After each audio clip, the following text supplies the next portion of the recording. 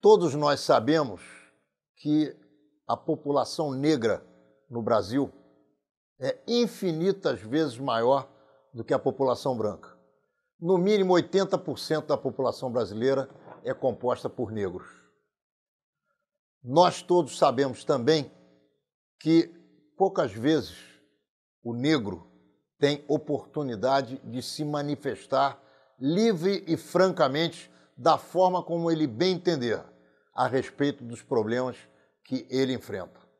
Menorá na TV hoje recebe com muita alegria o André Luiz Abreu de Souza. Ele é um militante do movimento negro e também das áreas favelizadas do Rio de Janeiro. Ele diz claramente que estão querendo calar a favela. E eu quero fazer com que ele fale. Ao contrário, nós aqui de Menorá queremos dar voz também aos negros que vivem nas favelas do Rio de Janeiro. André, é um prazer receber você aqui, principalmente no dia do seu aniversário, e a gente quer agradecer a você ter se desprendido das festividades da sua família para vir aqui atender ao Menorá na TV. Muito obrigado e muito prazer em receber você aqui entre nós. Eu que agradeço o convite. Espaços como esse são cada vez mais restritos para o povo negro, para o povo favelado, e nós temos que aproveitar essas oportunidades para colocar o nosso ponto de vista, o ponto de vista daquele que vivencia dentro de uma praticidade todas as atrocidades cometidas pelo Estado nesses territórios denominados de favela. E eu hoje estou completando 39 anos de idade e por ser negro, pobre, favelado, eu já estou aí contrariando diversas estatísticas, porque hoje no Brasil, um negro conseguir completar 39 anos de idade, ele tem que comemorar, porque o Estado brasileiro ele continua cada vez mais criando ferramentas para acelerar o processo de genocídio do povo negro no Brasil. Menorá na TV entrando no ar mais uma vez. André, vamos começar pelo começo. Você nasceu no Chapéu Mangueira ou na Babilônia e daí para frente. Conta um pouco da sua trajetória para que nós possamos ouvir e conhecer. Bem, eu nasci ali no Instituto Fernandes Figueira, ali no Flamengo, no bairro do Flamengo, no dia 17 de dezembro de 1976. Ali estava nascendo esse ser que hoje se constituiu enquanto homem, morando na favela, aprendendo com a favela. A favela foi a minha faculdade e continua sendo. Os mais velhos que lá residem, eu procuro sempre ouvir deles para trazer para a minha vida experiência de vida, né? Dentro daquilo que eles vivenciaram. Bem, eu tive uma infância boa, meu pai trabalhava na rede hoteleira, tinha um cargo elevado, então assim, eu não tive uma infância difícil, mesmo sendo morador residente na favela. Tínhamos uma casa muito boa, de 3 andares, onde hoje funciona a ONG da Benedita, que na verdade não funciona, eu queria falar disso depois. Bem, eu cresci na favela, aprendendo com os mais velhos, estudei até o 1º grau, eu não concluí meus estudos. Tudo que eu tenho, esse acúmulo todo, é de leitura fora da escola formal, até porque eu tenho várias críticas ao ensino no Brasil, porque ele não propicia que o aluno se torne Ele propicia que o aluno se torne um HD, só armazena aquelas informações. Ele não propicia que o aluno se torne um processador, que ele possa processar aquelas informações e ter um senso crítico. Vem a questão da meritocracia, que é uma coisa que é muito maléfica para o ensino no Brasil. Um belo dia me apresentaram o marxismo, foi aí que eu conheci a militância, né, através do marxismo, do leninismo. Mas antes disso, meu pai faleceu com a minha idade. Meu pai teve idade hoje. Hoje, ele teve um percurso de vida e aí ele conheceu a cocaína a partir dos 33, 34 anos. Dali a vida dele descambou para outro lado, desandou, e aí ele acabou se inserindo enquanto varejista de drogas, tanto no Chapéu Mangueira como na favela do Vidigal, onde ele veio a falecer, onde ele foi assassinado pelos varejistas de drogas lá em 1992. Já virando para 93, e aquilo ali mexeu muito com a minha vida. Você é filho único? Não, tenho um irmão de 41 anos. Mais velho do que você? Mais velho. E a sua mãe? Minha mãe ainda Casada com seu pai? Casada com meu pai. Quando ele faleceu, era casado Eles ainda? estavam separados, separados. mas ainda não legalmente, né? Sim, Eles eram estavam casados separados, cada um morava numa casa diferente. Depois da morte do meu pai, da maneira que foi, e ele morrendo com aquela idade, pô, eu tinha 16 para 17, mexeu muito comigo. E como em toda favela, todo quilombo urbano, às vezes o que está ali, aquela porta que está aberta no momento da sua necessidade, é a porta de uma igreja protestante, foi aonde eu procurei me refugiar nesse momento. Aí conheci a Igreja Universal do Reino de Deus, aonde eu entrei, e tudo que eu faço, eu sou bastante empenhado, então eu me empenhei ao máximo, peguei toda aquela questão ideológica das questões protestantes e, sabe, trouxe mesmo para a minha vida, abracei aquilo com unhas e dentes, e aí passei a ser obreiro da igreja, até que eu cheguei a ser pastor da Igreja Universal. E o sangue de Jesus tem poder mesmo? Não tem. Na verdade, a igreja protestante era uma peça muito importante no sistema capitalista. Ainda mais depois da implementação da teologia da prosperidade, que você induz cada vez mais as pessoas ao individualismo. A questão da meritocracia, do esforço, você introduz isso no cidadão que está dentro desses templos. E, na verdade, é uma grande jogada, é um jogo muito sujo. Por exemplo, hoje eu falo do Estado, eu falo das UPPs, nós confrontamos com várias vertentes do Estado, mas essa questão das igrejas protestantes no Brasil, principalmente as maiores, é uma máfia muito perigosa. Por que você deixou o protestantismo, ou a igreja, ou a Assembleia de Deus, para cuidar de dar outro rumo à tua vida? O que aconteceu lá contigo? Eu deixei pelo próprio conhecimento da própria Bíblia. Você que é evangélico, que vai estar assistindo esse vídeo, uma das maiores mentiras das igrejas protestantes é relacionada ao dízimo, né? Porque se você ler na Escritura, na Bíblia, o dízimo nunca foi dinheiro. Ele era alimento que deveria ser destinado, era a preocupação do Criador. Né? Só os levitas poderiam fazer a arrecadação, que foi a tribo que não passou por aquele processo de reparação. E isso era destinado ao órfão, à viúva e ao estrangeiro. Ou seja, a primeira mentira deles é que eles conseguiram transformar comida em dinheiro.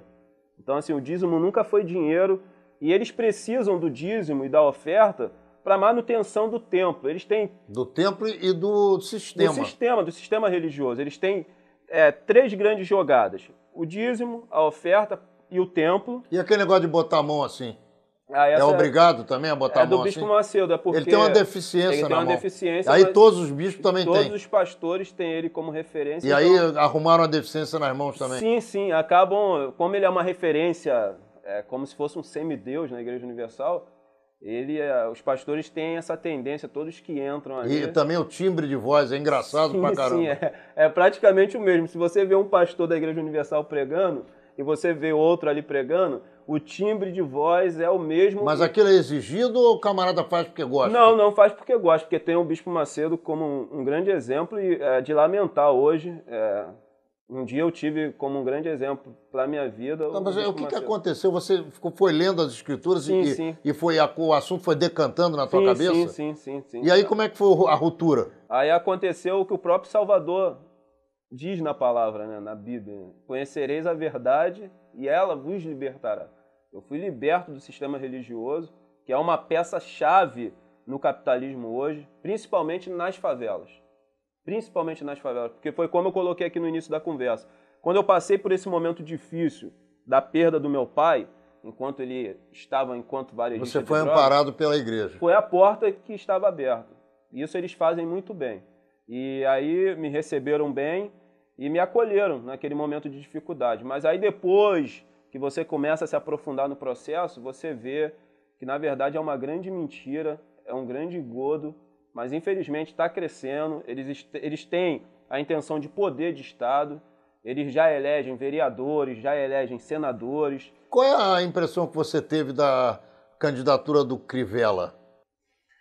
O grande sonho da Igreja Universal é conseguir colocar alguém no Executivo. Já tem gente no Senado, tem gente no Legislativo, Raspou na trave.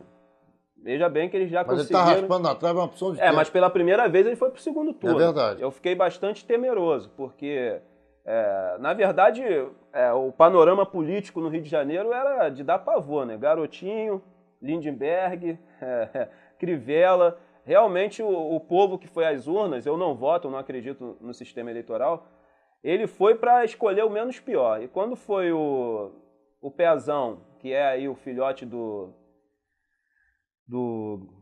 governador Sérgio Cabral, que é filhote do Garotinho, é tudo da mesma Olha, eu vou dizer laia. uma coisa a você, eu sou apaixonado pelo Pezão e acho que ele vai ajudar o Rio de Janeiro.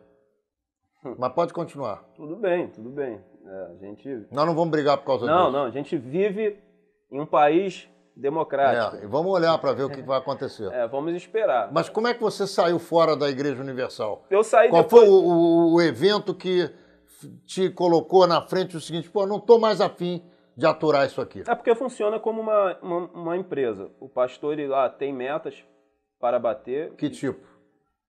Por Qual exemplo, é a meta que tem que bater? você está em uma igreja que não é de grande porte. Aí você tem uma meta... A meta é financeira? Financeira. Não tem é que alcançar tanto, isso, tanto de dízimo. Isso, você pode estar com a igreja lotada, não é isso que interessa. O interessante é se você bate a meta. E se você não bate a meta, você Eles vai se ser... trocam. Isso, você é trocado e vai para igrejas mais longínquas, mais distantes, onde você não pode ter o crescimento, que o crescer lá é chegar a bispo do Brasil, chegar a bispo, viajar para o exterior, tomar conta de um estado. Então, quanto mais você bate as metas, as cotas que são estabelecidas, oportunidade. Isso é uma empresa. Tá, e aí forte. você não bateu meta? Ou você batia e ficava envergonhado? Olha, eu tenho... Se tem uma coisa que eu tenho, que eu agradeço, é o poder da oratória. Então, assim, a gente tinha um poder de persuadir muito grande. Tanto que hoje eu entendo por que eu permeei aquele espaço ali. E hoje eu uso o poder da oratória que eu tenho, que eu adquiri muito lá, em prol da luta, né? Em prol de uma outra sociedade. Como é que se cura a homossexualidade, o paralítico, o canceroso? Como é que funciona essa história, hein, cara? Olha, eu acho que a questão da cura da homossexualidade, ela não existe. Eu acredito que a pessoa, ela nasce com esses genes e ele se descobre assim. E eu não vejo isso como uma doença, eu vejo isso hoje com uma normalidade muito grande. Eu acho que o cara tem o corpo dele e se ele tem tesão por outro homem, se ele quer ter relação com outro homem, se for consensual, o problema é dele. A igreja deveria se preocupar com outras coisas que o Salvador ensinou, a quais eles não fazem, que é cuidar do próximo, é ajudar o próximo. Você continua acreditando em Deus? Eu acredito em Deus não da forma que a Bíblia ensina ou que as religiões ensinam. Eu acredito em Deus que ele é um sentimento. Então, quando eu faço o bem para o próximo, ali é o sentimento do amor. E para mim, Deus é o sentimento do amor. Bom, eu te interrompi. Você estava dizendo que tinha as metas e eu te perguntei se você batia as metas, você disse que tinha o poder da oratória. E aí, por que você se mandou de lá? Porque você passa por uma desilusão. Eu acreditava muito que o projeto da igreja era um projeto sério, que era um projeto que tinha a intenção de ajudar as pessoas e depois você vê que não. E a maioria das pessoas que frequentam essas igrejas são pessoas de poder aquisitivo baixo, moradores de favelas, de periferia. A própria Bíblia chama de incautos, né? Pessoas que não têm um conhecimento muito apurado e acabam acreditando e transformando esses homens, como o apóstolo Valdemiro, o bispo Macedo, o R.A. Soares, pastor Silas Malafaia, como semideus. Como semideus. E você vê claramente na Bíblia que quando o Salvador ele morre, ele rasga o véu. Então qualquer homem hoje tem livre acesso ao trono da graça. Você não precisa de um intermediário. E eles até hoje se colocam como intermediário. Eles são pessoas especiais. Já começa pela conjuntura litúrgica. O pastor ele fica no altar, então eu estou sentado, então ele está numa posição acima de você. Isso, de ensinamento e eu de aprendizado. Você não precisa disso. Por que você chama as favelas de quilombos urbanos? Para fazer um resgate histórico, fazendo menção ao último quilombo, que foi o quilombo que mais resistiu ao período da colonização, da escravatura, que foi Palmares, que teve como grande líder Zumbi dos Palmares. É para fazer um resgate histórico mesmo, porque hoje eu considero as favelas que estão nos grandes centros urbanos como os quilombos urbanos. Até a metodologia de vida que os escravizados, porque ninguém é escravo, o negro foi escravizado, não existe, ninguém nasce escravo. Eu não sou descendente de escravo, eu sou descendente de negro que foi escravizado, trazido escravizado da mãe África para ser escravizado aqui no Brasil. Então, assim, não existe descendente de escravo, existe descendente de negros que foram escravizados. Então, eu acho que é para fazer um resgate histórico. E a favela, ela sobrevive hoje como quilombo.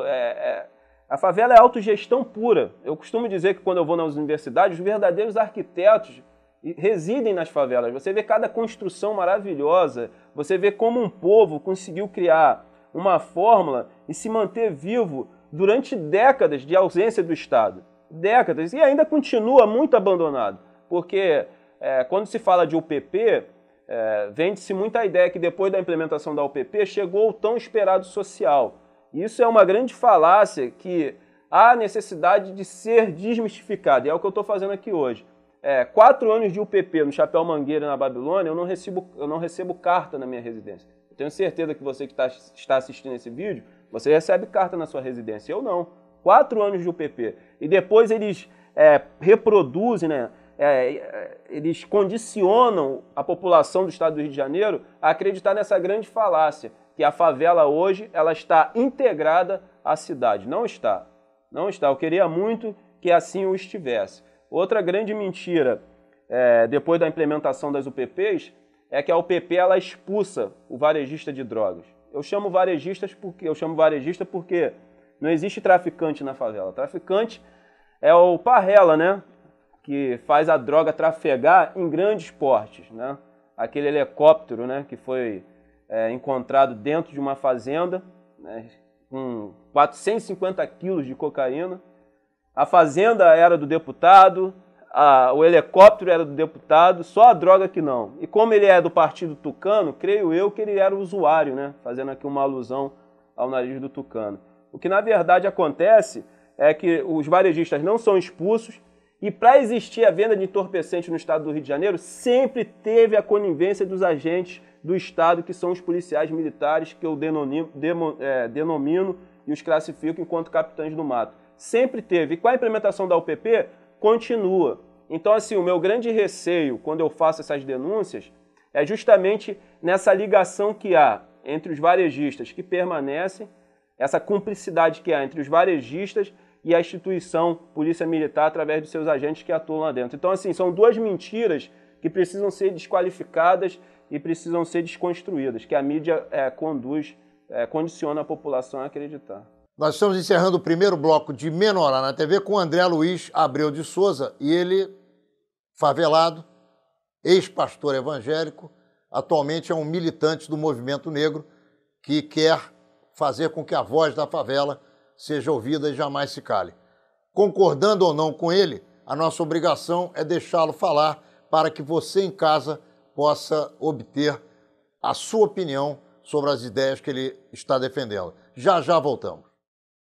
Ô André, você foi a um debate nosso no Confronto Manchete, na Rádio Manchete, e eu gostei muito, independente de concordar ou discordar do que você fala, gostei muito da tua luta, da tua militância, e acho que não tem outra alternativa, você tem que cair dentro desse tatame da vida aí e lutar pelo que você acredita. Eu não vejo muita diferença entre opressões. Para mim, opressão é opressão. Então, opressão de traficante, opressão de milícia e opressão do Estado, eu prefiro ficar sem opressão de ninguém. Qual é a tua ótica a respeito disso, hein? Eu também não concordo com nenhum tipo de opressão, porque o nosso discurso, às vezes, ele é muito mal interpretado. Muitas das vezes, por a pessoa não ter tido a percepção e ter conseguido alcançá-lo, outras das vezes não. A pessoa ela interpreta mal, mas ela está com má intenção mesmo. Quando eu costumo dizer que hoje na favela, eu sou morador residente na favela da Babilônia. Existe próximo da favela da Babilônia a favela do Chapéu Mangueira, que é dividido por uma entrada. Você chega na ladeira de Barroso, virou à direita, Chapéu Mangueira. Virou você morava esquerda, no Chapéu Mangueira e foi para a Babilônia? Eu costumo dizer que eu tenho dupla cidadania. Eu nasci no Chapéu Mangueira, depois fui morar na Babilônia. A Babilônia hoje, mesmo depois da implementação desse projeto fascista das UPPs, que é o projeto mais fascista que eu já presenciei nos meus 39 anos de idade, ela não expulsa os varejistas por causa da cumplicidade, e hoje na Babilônia ela é controlada pelo Comando Vermelho, e o Chapéu Mangueira é controlado pelo 3º Comando Puro. E agora, eu, enquanto negro, pobre, favelado, eu sou obrigado a viver tutelado por 3 fuzis. O fuzil do 3º Comando Puro, no Chapéu Mangueira, o fuzil do Comando Vermelho na Babilônia e o fuzil do Estado através dos policiais militares da UPP. Então você veja que a opressão, ela só aumentou. Você está dizendo então que a UPP nesses 2 morros não resolveu o problema? Em nenhum morro os varejistas eles foram expulsos. E por que é que quando você entrevista pessoas que não militam como você, que não têm ideologia definida, mas que são habitantes da favela, eles estão mais satisfeitos da maneira com que a UPP se comporta, com a existência da UPP? Qual é a diferença entre você e um outro morador que não tem a ideologia que você tem? Eu acho que falta um pouco de informação, e o morador da favela, o que acontece é o seguinte: depois da implementação da UPP, dependendo da favela, diminuiu muito o número de tiroteio, o número de confrontos. Pô, mas isso é o mínimo. Ter segurança é o mínimo que qualquer cidadão residente no estado do Rio de Janeiro tem, garantido por lei. Então, assim, o favelado que reside em favelas militarizadas com a UPP, que teve uma diminuição na troca de tiros, nos confrontos, ele já se sente um pouco satisfeito e um pouco mais seguro. Mas eu acho muito perigoso essa relação que ainda continua entre os agentes do Estado, os policiais militares, e os varejistas de drogas. Eu não sei, a médio e longo prazo, o que isso vai acarretar para os moradores dessas favelas. Porque eu vejo muito o que acontece no estado do Rio de Janeiro hoje, com a implementação fascista das UPPs, o que ocorre com os Estados Unidos, quando eles criam guerras, porque no capitalismo o que lhe gera mais renda, o que lhe gera mais fonte de lucro, uma das suas 2 fontes principais de lucro é a venda de entorpecente e a venda de armas. Isso que eu queria te perguntar, quem é que carrega arma e droga para dentro da favela, hein? É a pergunta que eu sempre faço. Qual é a favela? Você já viu algum carregamento desse chegar? Chega muitas das vezes através dos agentes do Estado, que são os policiais militares. Eles fazem uma apreensão em uma favela de uma facção rival e vendem para outra favela que é rival daquela facção, onde foram apreendidas as armas. Isso é uma constância, isso acontece, não é de hoje. E todo favelado é sabedor disso. Então essa conivência ela é muito perigosa, porque com a saída da militarização fascista das UPPs, quem vai sofrer, na verdade, são os moradores que residem nas favelas. Sabe? E há uma grande probabilidade do projeto se diluir com o tempo. Na verdade, o projeto da UPP é um projeto realmente fadado ao fracasso, porque nós discutimos isso lá na rádio. Os policiais que estão sendo formados na UPP, a formação deles é de 6 meses. Então eu costumo dizer que a favela se tornou um grande laboratório para esses policiais. Agora, para você ter uma ideia, aliás, você sabe disso, você tem mais ideia até do que eu, a população do Rio de Janeiro votou nesse projeto. Sim. Elegeu os defensores dessa ideia. E, contrariamente ao que você está dizendo, a maioria da população entende a UPP como um projeto de qualidade. Eu acho que, eu vou falar pertinente aos moradores residentes nos quilombos urbanos, nas favelas. Eu acho que o voto no Pezão foi o menos pior e eles têm essa percepção. Pô, peraí, se pelo menos parou um pouco o número de confrontos, eu acho que esse projeto aí é o que há de melhor, pelo menos no momento. Mesmo que ainda haja essa convivência entre o policial militar e o varejista de drogas, eu acho que o favelado ele tem um pouco dessa percepção que nós tentamos desconstruir com o trabalho de base nas favelas, mostrando que nós não devemos viver tutelado por nenhum fuzil, seja da milícia, seja do varejista ou seja do Estado. Como é que você explica a onda de arrastões que está acontecendo, principalmente na orla da Zona Sul do Rio de Janeiro? Eu acho que isso é um reflexo. O Estado brasileiro ele tem um grande problema. Ele não atua na causa. Aquele jovem que está com um fuzil na mão na favela, ou esse jovem que está praticando um arrastão, ele é um sintoma de um problema, e se você não atacar esse sintoma, esse problema que gera esse sintoma na causa, você não soluciona.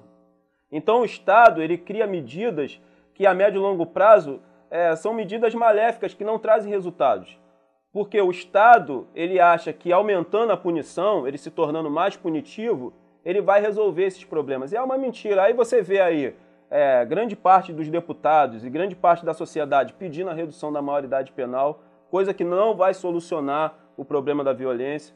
O Brasil hoje, ele era a 4ª maior massa carcerária do mundo. Hoje somos a 3ª, e com esse processo que está em trâmite da privatização do sistema penitenciário, muito em breve, anotem o que eu estou escrevendo, seremos o primeiro no ranking. Você já foi preso? Fui preso nas manifestações. Agora, de um ano e meio atrás? De junho. Fui preso. Ficou pouco tempo? Na verdade eu não fui preso, eu fui detido. Sim, aí ficou na delegacia. Respondendo a 2 processos ficou na delegacia. Isso. Agora, qual foi a tua participação nessas manifestações?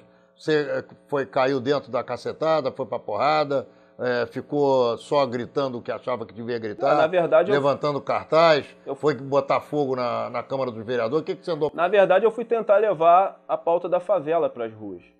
Eu acho que ficou faltando a pauta das favelas, que está linkada diretamente à questão das remoções e à questão das militarizações, de todo o estado de exceção que nós estamos vivenciando nas favelas depois da militarização fascista das UPPs. Tentamos levar as pautas das favelas, tivemos confrontos sim, eu acho que esses confrontos a favela sempre fez, sempre que acontece uma agressão policial ou um policial comete um assassinato contra um jovem negro na favela, a favela sempre teve esse costume de descer e protestar. E é engraçado isso, como a mídia ela trata com 2 pesos e 2 medidas. Né? Os manifestantes negros nos Estados Unidos são manifestantes que estão lutando por uma causa nobre, porque o policial militar lá assassinou um negro. Quando é aqui no Brasil é totalmente contrário. Quando a favela desce, ela está linkada aos varejistas de drogas. E aquela reivindicação, ela não é uma reivindicação justa, não é uma reivindicação legal. Eu acho engraçado como a mídia trata com 2 pesos e 2 medidas, a morte de um negro aqui e a morte de um negro nos Estados Unidos. Então, eu acho que o Estado brasileiro ele tem que atuar e fazer as suas ações na causa e não no sintoma. Tudo isso que está acontecendo aí é sintoma, e tudo isso é reflexo da falsa abolição, é reflexo de quase 400 anos de escravidão, e eu aqui, enquanto negro, exijo do Estado brasileiro, eu não estou pedindo, a reparação de todos os crimes e atrocidades que foram cometidas contra o meu povo e continuam com o crime continuado, porque continua esse processo de genocídio, não de uma população, do povo negro, porque quem está morrendo somos nós, o povo negro. Então, assim, eu estou aqui enquanto negro, sem medo, porque nós não devemos ter medo da morte, nós devemos ter cautela. Medo não, porque se você tiver medo, você está na fila para ser genocidado por esse Estado racista, branco e fascista. Então chegou a hora do povo negro despertar, se unir os quilombos urbanos, e aí eu vou me utilizar da frase do Malcolm X, usar de qualquer meio necessário para que nós possamos alcançar a verdadeira libertação do povo negro no Brasil. Você acredita que o Estado brasileiro tenha consciência de que tem que reparar o mal que causou à população negra que existe no Brasil? Eu acho. E como oferecer? Você acha que tem consciência ou que não tem? Eu acho que o Estado brasileiro, nas suas 3 forças de poder, né, legislativo, executivo, judiciário, eles sabem muito bem o que eles fazem, eles trabalham juntos. Eu costumo dizer que o Estado não faz nada aleatoriamente. É tudo pensado, é tudo planejado. Daqui a pouco nós vamos falar desse projeto de cidade que está sendo proposto aqui no Rio de Janeiro. Então, as medidas de ações dele são muito bem pensadas. E hoje o que prevalece no Estado brasileiro é o racismo institucional. Sabe? O racismo no Brasil ele é muito colocado em segundo plano, e aí você tem diversas questões sobre a miscigenação de raças, e aí tem que ser ensinado para você, o que não é ensinado nas escolas, que essa miscigenação se deu através dos estupros das nossas ancestrais negras que foram trazidas escravizadas da mãe África aqui para o Brasil. Não foi consensual, não. E chegou um período de transição da monarquia para a república que a elite branca que dominava o Brasil e continua dominando até hoje, ela tinha uma proposta de nação branca. Por isso aconteceu e ocorreu a imigração dos estrangeiros para o Brasil. A história da palavra África não nos interessa. Preferimos conhecer a história de outras palavras mais importantes. Monteiro Lobato, em Emília no País da Gramática, página 74, escrito em 1934. Mas passados 100 anos tinha aí um estudo que em 2012 não existiria mais negro no Brasil. Mas eles se enganaram. Sabe por quê? O nosso povo é inteligente, o nosso povo é forte, o nosso povo tem a sua base na sua espiritualidade. E se o negro existe até hoje, é por causa da nossa inteligência. Porque você pense bem, quando nossos ancestrais foram trazidos da mãe África para ser escravizados no Brasil, eles fizeram de tudo para dizimar o povo negro. Colocaram tribos rivais para que não se propiciasse ali uma unidade na luta. Tentaram asfixiar toda a nossa cultura, tentaram dizimar toda a nossa espiritualidade, mas enquanto a Igreja Católica achava que nós estávamos cultuando o seu santo, nós estávamos ali cultuando os orixás, cultuando os caboclos. Então o negro, ele se manteve vivo até hoje pela sua inteligência, e ele manteve vivo até hoje as suas tradições por causa da sua inteligência. Com relação à Igreja Católica que você acabou de citar, qual é o papel da Igreja Católica na circunstância pela qual o negro foi trazido para o Brasil e como ele vive até hoje? A Igreja Católica, o que ela fez com o povo negro, dentro da sua questão ideológica, o negro não tinha alma. E isso não se cura com pedido de desculpa. Não se cura. Eu não aceito essa desculpa. Existem feridas que o povo negro carrega até hoje. O povo negro, hoje, por causa dessa falsa abolição da escravatura, nós somos os que mais morremos. O povo negro hoje, por causa dessa falsa abolição, é o que ganha os menores salários. O povo negro hoje é o que vive nas condições mais precárias. Isso não se cura com desculpa. Eu não aceito essas desculpas. Você acha a reparação não vai vir por pedido de desculpa. Você acha que a questão das cotas é um tipo de reparação através de desculpas? Importante. Como é que você enxerga essa questão? Você vislumbra as cotas como algo que resolve o problema, é definitivo, ou isso é apenas um início de um processo de reparação que é muito caro e bastante profundo e que anda devagarzinho? Sim, eu acho que a cota é um início. É um início importante, porque nunca se teve dentro do meio acadêmico, dentro das universidades, tantos negros. Agora, é importante você mudar a estrutura para receber os negros que estão sendo inseridos na universidade através das cotas. Porque também não adianta você viabilizar a entrada do negro através das cotas se você não mudou a estrutura para receber os negros. Tem muitos irmãos negros que entram nas universidades, mas por causa das dificuldades, da falta do bandejão, a falta de alojamento, eles não conseguem se manter ali. Então, assim, eu acho que as cotas é um passo importante, mas é o mínimo que o Estado brasileiro pode fazer com o povo negro. É o mínimo, mas já deu um passo para esse processo. Eu acho que é um passo importante a relação das cotas. Muito bem, nós estamos encerrando o segundo bloco de Menorá na TV com André Luiz Abreu de Souza, ele que é uma das vozes do movimento negro, do povo negro no Brasil. E já voltamos, porque agora nós vamos tratar da questão de como está vivendo o favelado no Brasil, especialmente no Rio de Janeiro, e como ele enxerga a questão das reparações pela escravização do povo negro trazido da África para a América Latina, especialmente para o Brasil. Já voltamos, não saia daí, porque a nossa conversa com André Luiz Abreu de Souza está aqui conosco e vai botar fogo no circo. Já voltamos. André, os judeus que foram assassinados nos campos de concentração da Alemanha nazista, em outros países da Europa, a partir de um determinado momento, através de muita luta, muita dificuldade, suas famílias que sobreviveram, começaram a receber indenizações e as instituições judaicas também receberam indenizações em dinheiro que foram aplicadas nas comunidades judaicas do mundo inteiro e continuam sendo contra a Alemanha ou a partir da Alemanha. O que é que você quer dizer exatamente com reparação, tendo por base o envio de escravizados negros para o Brasil? Como é que essa coisa funciona na tua cabeça? Quem tem que reparar, de que maneira tem que reparar e quem tem que receber? Eu acho que quem tem que reparar são todos aqueles que participaram, foram coniventes com esse processo que foi realizado contra o povo negro, onde o nosso povo estava na sua terra natal, estava no seu continente, no continente da mãe África, foram trazidos, escravizados e espalhados pelo mundo. O negro foi espalhado pelo mundo através desse processo de escravização.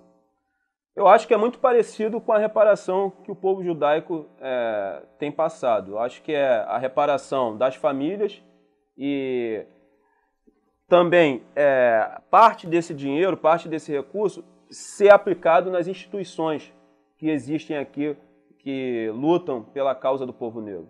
Acho que permeia esses dois trâmites aí, tanto para as famílias quanto o fortalecimento através desse recurso para as instituições. Você acha que o Estado brasileiro tem noção de que precisa fazer isso?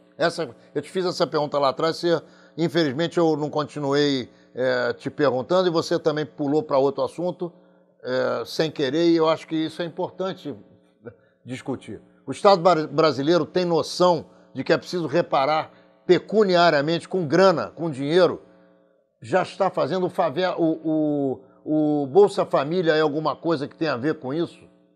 Não, o Bolsa Família não é não, até porque ele não é especificamente destinado ao povo negro. É um projeto social que abrange uma camada maior da sociedade. Porque o nosso projeto é um projeto de nação. Aí é a diferenciação entre o nosso projeto enquanto povo negro do projeto socialista de sociedade. Nosso projeto é de nação. Nós precisamos de uma redefinição da nação no Brasil. Porque a nação ela é constituída por povos ou por um povo.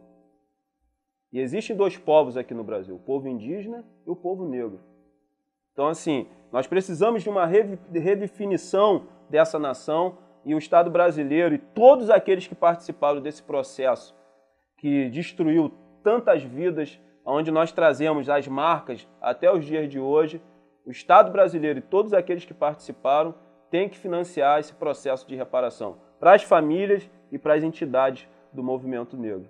E nós estamos nos mobilizando e nos organizando para isso. Criamos uma organização recente, que é a OLPN, Organização de Libertação do Povo Negro, e estamos bastante esperançosos porque a nossa meta é trabalhar em cima do processo de reparação do povo negro no Brasil. Especificamente, nós vamos nos empenhar e trabalhar somente nisso.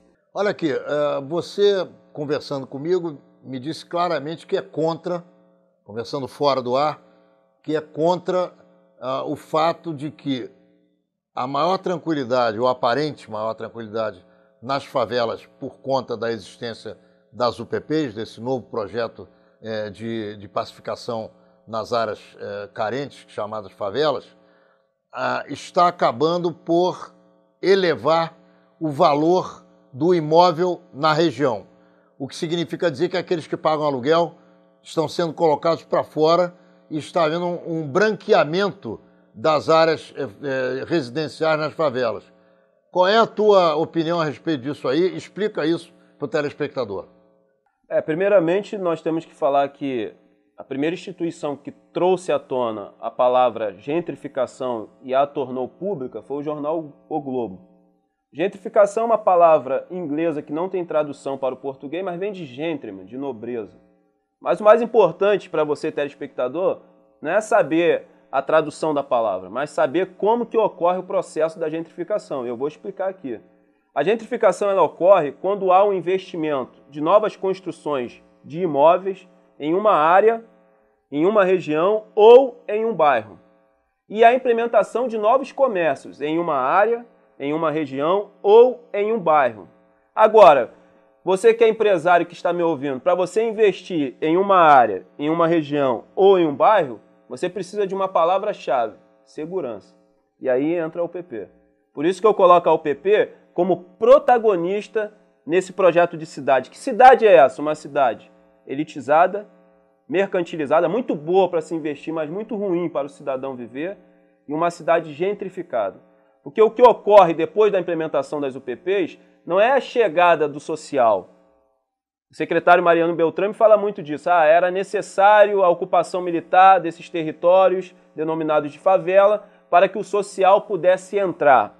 Mentira! Eu já coloquei no início da nossa conversa, 4 anos de UPP na Babilônia, eu não recebo carta na minha residência, não foi realizado o saneamento básico, ainda tem casas em condições precárias na Babilônia. Mas se tivesse tudo isso funcionando, você acharia legal? Eu acho que... Ou você também não ia ficar satisfeito? Não, eu acho que o grande problema é aquilo que eu falei, é a atuação do Estado brasileiro, não na causa do problema, mas no sintoma. Porque todos nós somos sabedores que as drogas que são vendidas na favela não são produzidas ali. Na favela não tem plantação de pé de maconha, não tem plantação de folha de coca, e na favela não tem fábrica de fuzil. Todos somos sabedores por onde entra, pelas fronteiras, e muitas das vezes chegam através dos agentes do Estado, que são os policiais militares, que ontem eles vinham a cavalo e hoje vêm de camburão. Eu acho que tem que chegar o social para você solucionar o problema, senão não soluciona. Não soluciona. Você tem que atuar na causa, na educação, na cultura, no saneamento básico. O secretário Mariano Beltrame, ele fala uma coisa e não é aleatória, ele sabe o que ele está falando. Ele fala que há necessidade de abertura dos becos e vielas na favela, porque o policial, no confronto com o varejista, ele fica em desvantagem. Você usar esse argumento, esse artifício falacioso e fascista, uma coisa é você precisar abrir os becos e vielas por uma questão de saúde pública. A gente sabe que na Rocinha tem muitos locais que não pega sol e o índice de tuberculose lá é altíssimo. Se for por esse parâmetro, eu aceito. Agora, pelo parâmetro que o policial fica em desvantagem, o que está por detrás da fala do Beltrame? Remoção, porque se você for alargar os becos e vielas das favelas, acabou a favela. Me conta uma coisa, por que está morrendo tanto PM atualmente, hein? Olha, na verdade, sempre morreu um índice de policiais militares muito alto. Eu acho que isso era um pouco camuflado, mas eu acho que sempre ocorreu essas mortes, mas agora está vindo mais à tona por causa do projeto das UPPs, não dá muito para esconder. E embora eu acho que ainda... Mas eu te fiz uma pergunta, por quê? Por que eles estão morrendo? Porque eu acho que o confronto está mais intenso, porque eles estão de forma permanente, eles não fazem mais aquelas incursões. E os PMs que morrem à paisana, lavando o carro, fora de escovando o dente, penteando o cabelo, como é que é isso? Também sempre ocorreu essas mortes, né? Eu acho que está tendo, pelo que eu consigo perceber, um revide dos varejistas, né? Por causa dessa asfixia que há.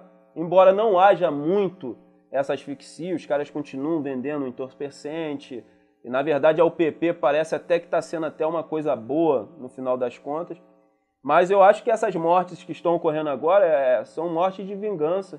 Eu acho que o policial ele fez alguma ação contra o varejista que ele não gostou, o varejista deve ter investigado a vida dele e está aí buscando fora dos territórios. Eu acho que é isso. Mas eu acho que, falando desse processo de gentrificação e desse projeto de cidade que está nos sendo apresentado e financiado pela presidenta Dilma, que ela não pode ficar fora disso, governador Pezão e prefeito Eduardo Paes. O que ocorre é o seguinte, depois da implementação das UPPs, o grande capital, os grandes empresários começam a deslumbrar o território das favelas como um território propício a gerar para eles grande fonte de lucro. Olha só, o teu discurso, ele aparentemente, aí eu vou te perguntar para ver se ele é profundamente ou só aparentemente, é contra o progresso. Você parece que não topa progresso nas áreas consideradas favelizadas do Rio de Janeiro. Você reclama do Pezão, você reclama do prefeito, você reclama da presidente da República. O que você quer para as favelas, cara? Na verdade, eu não sou contra o progresso. Eu sou contra que o progresso chegue e eu que esperei por décadas por esse progresso, eu não possa ser beneficiado por ele. É o que está ocorrendo. As obras que são realizadas hoje na favela não é para você favelado usufruir delas. São obras que preparam o terreno para esses novos moradores, porque a gentrificação ela propicia isso. É uma nova roupagem de moradores, é uma elitização da cidade, e aí a classe média também sofre, porque hoje o favelado que tem imóveis para alugar na favela, ele sabe o que eu estou falando. Não é mais um migrante nordestino que tem condições financeiras e poder aquisitivo de alugar um imóvel na favela, principalmente nas áreas nobres. É a classe média que vive de aluguel que é a primeira atingida. Ela começa a subir os morros em área de encosta, porque ela também não está aguentando essa cidade gentrificada. A cidade do Rio de Janeiro, no custo de vida, é uma das mais caras do mundo. Então você vai mudando a roupagem dos moradores, né? Vai realizando esse processo de higienização da pobreza e de branquecimento das favelas. Se você fosse autoridade com tinta na caneta no Brasil, como é que você resolveria todo esse embrulho que envolve o favelado, o presídio, o povo negro e, enfim, essa elite branca que não tem juízo? Eu acho que eu, enquanto negro, se eu estivesse assentado em uma cadeira e tivesse o poder da caneta em mãos, a primeira coisa que eu faria era a reparação do povo negro. Isso o Brasil tem que fazer de imediato. Depois eu investiria pesado na educação, eu ia fazer uma reformulação no sistema educacional no Brasil, como nós falamos aqui no início da conversa, não propicia que o aluno se torne um processador, que ele processe as informações que chegam para ter um senso crítico. O sistema educacional hoje propicia o aluno a ser um HD, ele armazena. Uma das maiores covardias é a prova de múltipla escolha. Ela induz a isso. Você é um HD, armazenou as informações e na múltipla escolha a resposta já está ali. Você vai trazer a memória e vai responder. Eu acho um crime a prova de múltipla escolha que não dá ao aluno a condição dele escrever aquilo que ele aprendeu da matéria que ele estudou. Então eu ia fazer uma reformulação. Não tem raciocínio, só tem memória. Não tem. Você condiciona. Né? Primeiro a gente tem que fazer valer a lei que ensine a cultura africana nas escolas. Isso ia mudar muito toda essa cultura eurocêntrica que permeia o Brasil. Que a cultura que predomina no Brasil é uma cultura eurocêntrica. É uma cultura eurocêntrica. Porque quando você vê uma mulher negra alisando o cabelo, é porque o padrão de beleza no Brasil, esteticamente, também é eurocêntrico. O negro não se vê na TV. O negro não tem família na TV. Então a gente precisa mudar toda essa questão cultural também. Eu acho que eu faria a reparação e eu ia fazer uma reformulação na base educacional e mudar o sistema econômico. Com o capitalismo não vai ter igualdade. O capitalismo ele propicia a desigualdade. Me diz uma coisa. Mexer na propriedade privada. Como é que está a interlocução entre o teu movimento e a autoridade constituída? Tem papo, tem conversa? Não tem diálogo. O Beltrame nos chamou para conversar uma vez. Eu não tenho, sabe por quê? Eu não vou conversar com o meu algoz. O Beltrame é um cara que ele, em uma entrevista, ele citou essa frase. Há de se perder uma geração para que nós alcancemos a paz. Aí eu te pergunto, você telespectador que é negro, que geração é essa que nós vamos ter que perder para alcançar a paz? Que lógica de paz é essa que é feita através de guerra, de armas? Que pacificação é essa que os policiais militares da UPP andam com 2 fuzis? Ninguém me explica isso. Porque o conceito de pacificação que eu vejo no estado do Rio de Janeiro, as UPPs poderiam se chamar de Duque de Caxias, que foi o primeiro a receber esse nome de pacificador e dizimou a revolta da Bala. Você foi conversar com o Beltrame, e aí? Não fui. Ah, não foi? Eu não me neguei. Sentar na cadeira do palácio é muito perigoso, porque seduz. Eu vi vários companheiros que entraram nesse trâmite de sentar na cadeira do palácio ou nas cadeiras do palácio e foram cooptados. Uma coisa que é importante ressaltar aqui é como o Estado cooptou e aparelhou todas as associações. Uma instituição poderosa, criada na década de 60 e foi um instrumento de luta importante na luta das favelas e hoje está nas mãos do Estado. Na verdade, a UPP está tomando o espaço das associações. Eu queria falar muito disso, desse controle não só militar como social. Você vai ver aqui uma outra oportunidade porque o programa acabou. Então eu quero te oferecer as câmeras e os microfones de Menorá na TV para que você possa se despedir fazendo suas considerações finais rapidamente. Eu queria agradecer a oportunidade de dizer para você, meu irmão negro, que reside em um quilombo urbano, vamos nos utilizar de todos os meios que sejam necessários para que nós possamos fazer uma nova abolição, ou seja, a verdadeira abolição, que não vai vir pelas mãos do homem branco e nem pela caneta do homem branco. Vai vir pelo nosso poder de articulação e coragem de enfrentar, tendo cautela sim, mas sem medo da morte. Então eu conclamo todos vocês a unir todos os quilombos urbanos para lutar por esse projeto de reparação que nós estamos empenhados para o povo negro no Brasil. Eu quero agradecer a oportunidade e dizer que estamos dispostos a doar nossa própria vida se for necessário. E uma das propostas nossas é a criação dos comitês de autodefesa pelo direito à vida do povo negro. Chega do povo negro morrer. Chega do nosso sangue manchar o chão da favela. Então, fica aí o meu recado para você. Espero que tenha sido esclarecedor e que nós, nesse período aqui, através da nossa fala, pudéssemos aí desconstruir várias coisas que a mídia burguesa empresarial passa todos os dias para você, cidadão do estado do Rio de Janeiro. Esse foi André Luiz Abreu de Souza, militante do Movimento Negro e aquele que quer dar voz à favela.